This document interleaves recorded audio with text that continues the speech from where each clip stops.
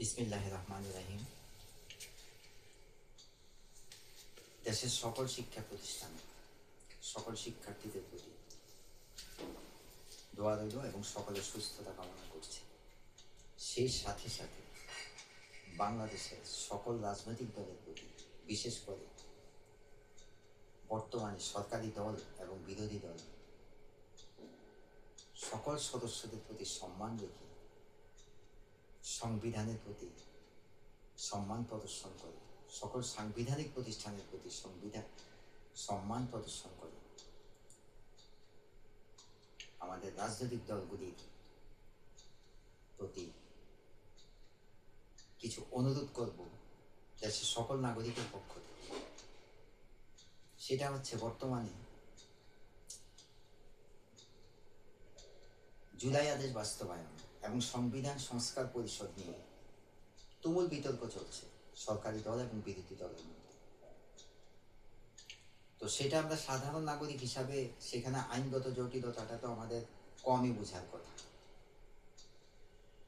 আমরা সেটা পুরোপুরিভাবে বুঝি না বুঝি আমরা গণমাধ্যমের বিভিন্ন খবর নিয়ে আমরা অনেক রিউমার অর্থাৎ মিস প্রপাগান্ডা আমরা প্রচারে ব্যস্ত হয়ে গেছি। কিছু মানুষ যাদের কোনো কাজকর্ম নেই, সত্যি কথা বলতে কি, এটা স্বাভাবিক। একটা গণতান্ত্রিক রাষ্ট্র কাঠামোয় সরকারি এবং বিরোধী দলের মধ্যে যে বিভিন্ন জাতীয় ইস্যু নিয়ে, বিভিন্ন বিষয় নিয়ে যৌক্তিক তর্ক হবে, সেটা সংসদে হবে, সেটা রাজপথে নয়। আর সংসদ হচ্ছে সকল সমস্যার কেন্দ্রবিন্দু। এটা আমরা, অন্তত বাংলাদেশের মানুষ এটুকু বোঝে। তো এখন যে বিতর্ক চলছে, সেই বিতর্কের বিষয় নিয়ে বর্তমানে বিরোধী দলীয় সংসদ সদস্যরা বা বিরোধী দল 11 দলীয় জোট বিক্ষোভ সমাবেশে ব্যস্ত আছেন।